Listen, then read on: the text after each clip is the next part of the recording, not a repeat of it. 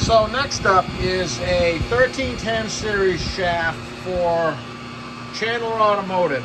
It's for one of Kyle's customers, and Kyle's telling me about this car, and it sounds like a pretty cool ride. And I don't know, it's an older build, I guess, and probably I've seen it. He was describing it to me like I should have seen it maybe, or probably did back in the day.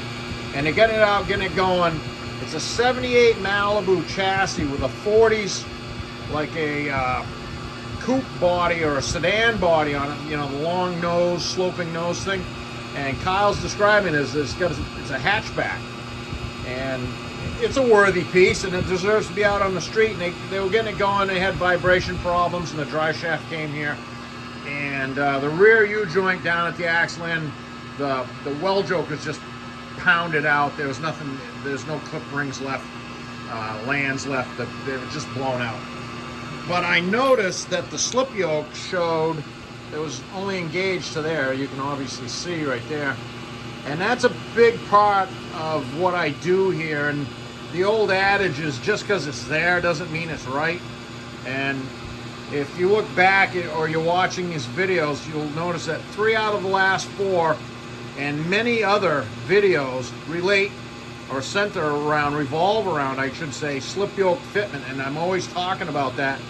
And also should mention condition.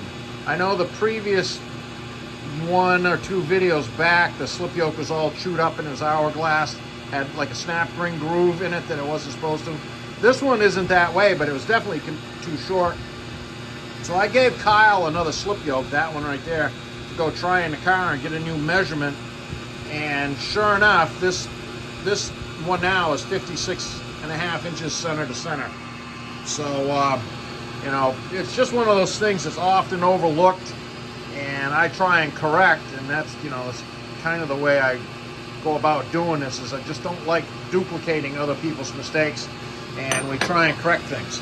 So 1310 both ends, Spicer 437 well jokes, 3-inch 083 tubing, Spicer snap tights, 1310 snap tight, U-joints both ends, and that yoke is a Turbo 350 700R style PTI part.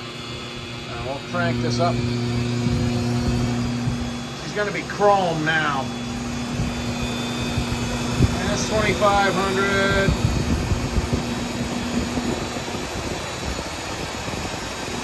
That's about 3000 RPM right there.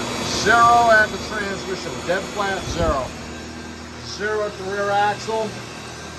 So we're going to say this is a win for the sedan, and we'll get some paint on this, and we'll get it back to Kyle, and they can hit the streets.